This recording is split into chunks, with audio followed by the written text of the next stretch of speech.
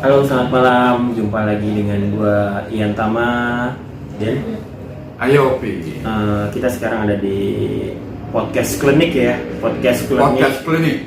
Yang sebetulnya kita ada on airnya ya di setiap hari Kamis ya, jam berapa ya? Setiap hari Kamis itu dari jam 6 sore sampai jam 9. Jadi di situ ada cerita-cerita horor ya. Iya, dari beberapa teman-teman.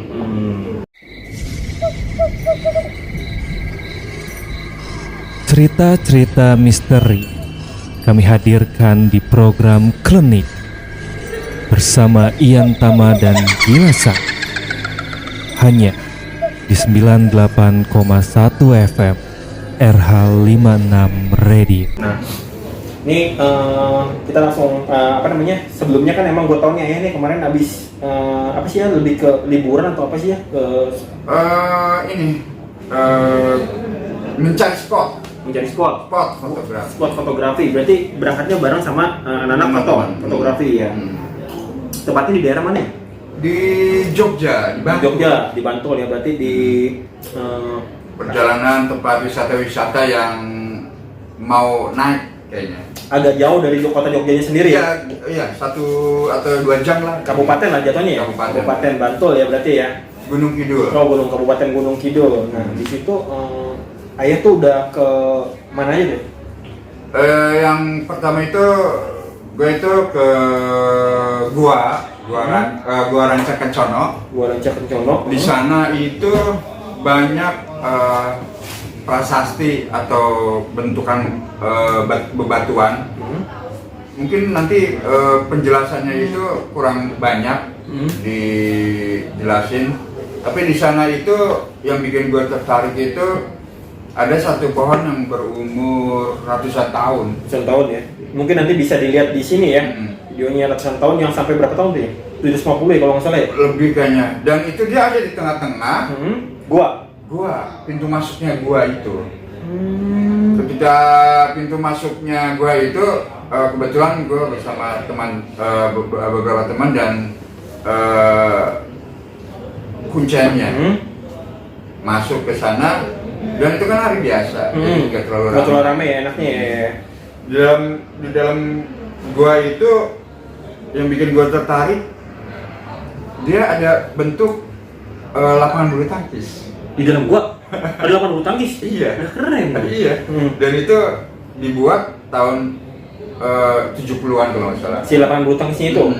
Karena untuk bermain waktu. Tapi ada penerangan dong, harus ada butuh penerangan dong di dalam gua. Enggak. Adanya pakai obor-obor, kayak gitu. Itu bulu tangkis mistik dong, jadi di dalam goa pakai obor ya kan ngeri. Biar nggak kehujanan. Bisa jadi kehujanan. Jadi untuk memasuki ruangan itu, dia ada beberapa ruangan di dalamnya, dan gue masuk 2 ruangan kalau gue sih. Oh, jadi di dalam gue itu masih ada beberapa ruangan lagi? Iya, dan itu katanya nggak semuanya harus bisa masuk. Nggak semua pengunjung boleh masuk kecuali izin sama si kuncen itu. Iya, dan itu kalau nggak salah itu ya, kalau nggak salah itu bentuknya dia kecil, cuman berapa tingginya, semeter lah, meter kurang. Kita masuknya harus bungkuk dulu. Di dalam masuk itu ada ruangan besar kayak ruangan kantor lah. Cuman dia bentuknya nggak tahu ya. Nanti di video itu disebutkan, nanti dijelaskan sama yang ngebawa ke sana. Jadi ruangan itu ada buat semendi, dan gue masih ditunjukin ada bekas-bekas kayak dupa segala macam. Oh, masih ada tuh bekas-bekas dupanya segala macam itu. Dan ada tempat bangkunya juga. Dan memang kalau misalnya ada orang yang mau bertapa, memang dibolehkan tapi harus seizin sama kuncen itu. Kalau yang bertapa kayaknya tanpa seizin juga bisa. Masuk aja kan itu. Ya, walaupun tempat wisata, tapi ya gua nggak terlalu marek banyak sih. Tapi pas masih yang terbaru juga ada. Yang terbaru juga ada kayak gitu. Tapi kalau dari ceritanya sendiri sih, dari urban story-nya ceritanya goa apa ya? Tadi Gua Ranca Kencono. Urban story yang lo dapat dari Gua Ranca Kencono itu apa tuh ya? Gua yang Kalau dari sisi gue sih ngelihatnya arsitektur pada zaman dulunya. Terus ngeliatin fondasi bebatuannya aja ngebentuk, sama kejawennya. Kejawennya masih kental ya? Ya, masih kental banget. Dan itu senangnya gini, karena setiap memasuki ruangan itu ada cerita-ceritanya. Oh, ada cerita tersendiri dari si tour guide-nya ini apa langsung kuncian ya? Tour guide-nya. Tour guide-nya. Dia bercerita. Sampai waktu itu dia ada yang masih sering apa ya? Kalau istilahnya apa sih? Kalau sendiri menyepi apa menyendiri atau istilahnya apa sih? Semedi lah gitu ya? Ya semedi kayaknya. Bersemedi gitu ya. Dan itu yang ketika gua nggak sengaja nge-shoot dinding gua itu, kan itu pakai center handphone. Terus di foto nggak tahu gambar gua beda aja bayangan gua. Dan tiba-tiba langsung dia sih ngasih kode untuk kita jangan di-shoot dulu lah. Memang sebetulnya memang mau ngambil gambar ini buat konten klinik kita nih. Harusnya. Karena tim minta itu ya. Tapi ternyata si Kuncen menyetopin kalau udah ada. Karena ini dia bilang, beliau bilang pengenalan apa ya? Apa ya? Untuk wisata, tempat wisata, sejarahnya lah. Sejarahnya ya. Sejarahnya si gua ini ya. Berarti kalau misalkan emang ada kayak dupa dan segala macam, berarti praktek kejawen emang kental banget di gua itu. Masih sampai sekarang. Masih sampai sekarang masih kental banget ya. Dan emang kalau dikenain biayanya berapa deh kalau ke gua itu? Kira-kira berapa ya? Kalau kemarin gua gratis. Oh gratis ya, karena dari barang-barang tim ya. Tapi nantilah kita cari tahu ya. Ada kok. Cuman gua lupa. Jadi mungkin sahabat RH mungkin pengen juga nanti kasih lihat cuplikan footage kalau memang sahabat RH kepengen tempat wisata yang lebih bagus, enak dilihat gitu. Dan maksudnya mungkin agak jauh dari tempat Bekasi juga ya. Jadi kita sekalian liburan mungkin ya. Oke, itu di gua itu ya. Yang kedua ada apa lagi ya? Dia sebelahnya itu namanya Curug Sri Getuk. Sri Getuk. Nah. Kayak nama orang tuh ya, Sri Iya, Getuk. itu curugnya bagus banget. Cuman tempatnya ya eksotik lah.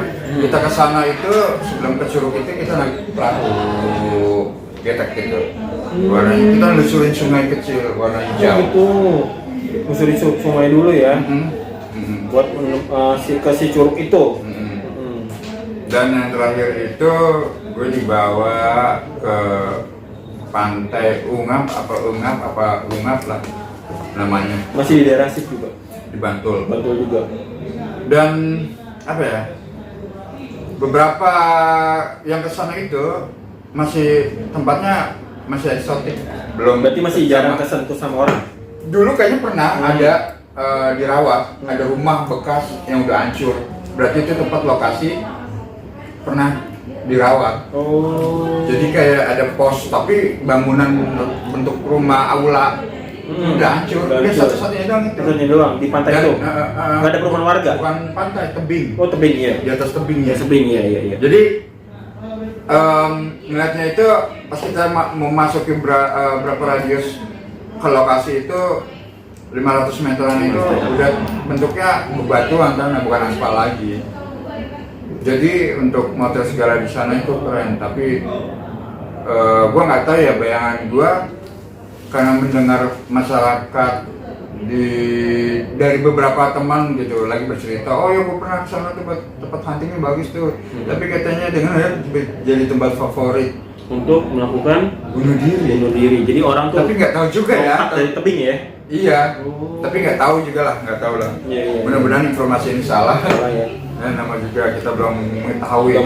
Juga ya. Berarti tapi si tour guide-nya yang ngomong gitu. Waktu kita pergi itu enggak. Oh, nggak pakai tour guide. Gue pernah mendengar aja kalau tempat itu jadi tempat favorit buat bunuh diri. Tebing kan memang pantai atau tebing itu yang tempat favoritnya orang bunuh diri. RH 56. Tapi sebetulnya benar gak sih kalau misalkan pantai Bantul ini masih kekuasaan dari Nyi Rorki dulu kan, Iya, masih kan. pantai Laut Jawa kan. Iya, iya. Dan termasuk beberapa yang gue Pantai dengar Selatan itu ya. pantai selatan di beberapa tempat Jogja yang masih agak apa ya, yang tadi saya bilang masih perawan lah tempatnya itu ya, masih jarang dijamah. Itu beberapa cerita gue pernah dengar dari teman kampus gue, jadi mereka ada kayak ya makrab gitu ya mungkin ya di pantai-pantai yang agak ini. Dan dari beberapa tuh ngedengar kalau di setiap malam itu ada kayak bunyi gamelan ya. Iya, iya. Dan di beberapa pantai-pantai itu yang pantainya memang belum kayak familiar banget lah di sama orang-orang Yang di luar yang suka hunting-hunting tempat destinasi nih. destinasi itu ya. Jadi memang beberapa tempat pantai di Pulau Jawa khususnya di Jogja gue dengar seperti itu ya, agak kental banget dengan bunyian gamelan-gamelan di malam hari gitu. Iya, iya. Yang waktu gua ke sana juga walaupun gak ada gamelannya, Berasa ya orang berasa musisi. ada musik-musik gamelannya. Terus untuk memasuki daerah tersebut nggak bisa, bis-bis dia ada jalurnya sendiri. Oh gitu ya. Jadi jalurnya memang khusus ya. Jadi khusus dan itu jaraknya Ayan naik apa? Bukan apa namanya? GT itu berapa menit ya? Oh itu mah Itu ya, paling sebentar. sebentar doang. Sebentar doang ya, 5 menitan ya. Untuk menuju ke Curug. Curugnya doang ya. Tapi emang tempatnya enak banget ya. Iya. Eksotik banget ya. Eksotik Buat banget. foto-foto ya. Tapi dari beberapa tempat yang ayah kunjungi ini, menurut ayah yang cerita misiknya agak paling kental yang mana ya? Justru di rumah teman. Gitu. Iya. Oh pas di rumah teman kemarin? Iya. Masih di daerah Bantul juga? Iya. Jadi emang bangunannya itu dia rumah biasa kan, tapi kalau rumah Jawa dia yang bikin adem kan karena nggak ada apa namanya? Eternit ya? Iya, eternit langsung. Langsung gitu ya. Terus Langsung kayu gitu ya, fondasi itunya ya. bentuk dari figura atau apa, ada patungnya, Iya, senang iya. aja, itu bikin adem belakangnya. Dan Cuma yang bikin gua nggak nyamannya emang bukan nggak nyaman sih, justru di gua rancang rencana itu adem Tempatnya adem. Yang nggak nyaman itu ketika mungkin gua atau ada salah ngomong atau gimana. Iya benar-benar. Tiba-tiba ya gue dikasih bayangan kayak gitu dari pantulan siluet, foto, terus gue digambar sama kelelawar tapi orang-orang pada nggak Oh digambar seperti gambar kelelawar? Oh jadi sembari dia terbang itu plak gitu ya, kayak ngasih pertanda nih gitu nih ya, salam perkenalan lah gitu ya? Iya. Ya salam perkenalan. Tapi ya memang suasananya gelap, itu dibantu dengan senter handphone. Terus si Pak itu juga bawain senter handphone. Itu menarik karena nilai religinya katanya banyak di situ. Nanti suatu saat kita bisa main di sana. Iya, mudah-mudahan tim klinik bisa eksplor ke sana ya. Tim klinik bisa eksplor ke sana. Nah, kalau dari gue yang gue lihat pas lu kemarin kirim foto si pohon itu ke grup, gue langsung ngerasa gini loh ya. Gue langsung ngerasa, waduh nih pohon, gue ngebayanginnya penunggunya pasti sebesar ini. Iya. Gue langsung mikir ke situ loh ya. Pasukan dari prajurit Mataram. Termasuk juga maksudnya kan, ya pohon kecil aja penunggunya ada, apalagi segede gitu kan. Iya, umur ratusan Iya, tahun. Dan makanya. dia itu berada di lokasinya pas kita mau masuk Masuk ke dalam gua. Jadi ada tengah-tengahnya. Dan dia bolong gitu ya, gini ya. Emang mistik banget sih sebetulnya, kalau misalkan mungkin beberapa teman-teman yang punya six sense atau gimana mungkin bisa ngerasain kali ya. Iya. Jadi kalau siapapun kalau mau kita gini, misalnya si A mau ngetes di situ, dia nyaman atau enggaknya itu kita balik lagi ke orangnya itu. Tapi buat gue itu tempat enak, nyaman. Nggak tahu aja adem. Berikan ketenangan batin lah gitu istilahnya mungkin ya. Atau gimana ya? Hawanya dia. Hawanya. Dan gue nggak tahu. Biasa kalau dalam gua kan ngap atau pengap. Gua nggak ngerti lah. Cuman ada, dan gue pede gitu masuk ke situ pede. Gue masuk ke situnya pede. Dan ada bunyi gemercik air gitu nih. Biasanya suka ada. Enggak. Oh enggak. Enggak. Beda ya? Musim kemarau. Kemarau ya, musim kemarau ya. Tapi di dalamnya emang benar-benar indah gitu ya yang lu lihat. Iya.